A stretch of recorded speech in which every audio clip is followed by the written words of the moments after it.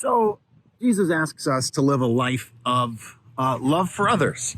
And the question I have for you today is, where did that come from? Because trying to manufacture some fake feelings and stuff, that doesn't work, and I'm already tired. So we're going to think about that today on Now What Devotions from Trinity Lutheran and Cyrus.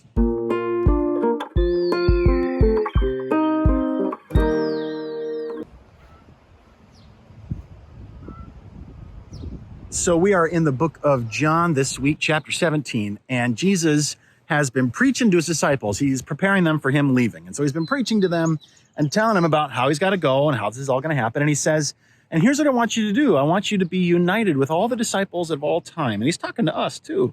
And the thing that will unite you is love. And we often talk about how will we love our neighbors. That is the Christian life, right? But the interesting part in this prayer is that he's tying back to something.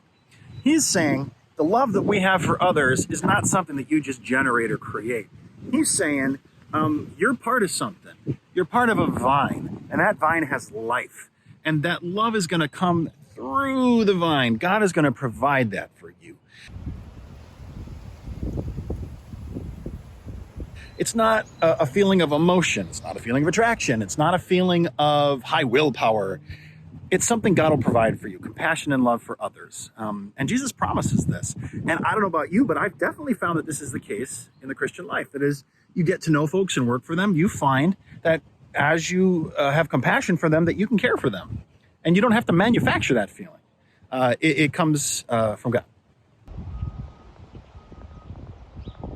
I'm over at a little park in Morris called Chenstead Park. And it's named after a family, I would assume, who lived over here, who donated the land. I'm not really sure. But I was noticing over here a bunch of geese with their little goslings following, and I was looking at all the suckers growing on the trees this spring. And I know our strawberries are spreading.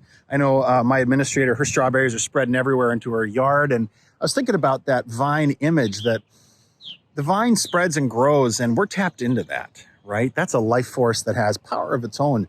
And I think, especially in this time of recovering from the pandemic this summer, and we've all had these storms around here and war in the world and unrest, the idea that we have one more thing we have to do and manufacture, man, I get tired just thinking about it.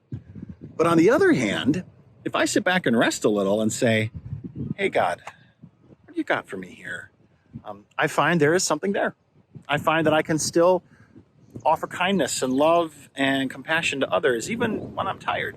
Now, I'm not saying that we should tire ourselves out in a way that we can't help anymore. But I am saying the idea that we have to rely on ourselves is something that Jesus says, no.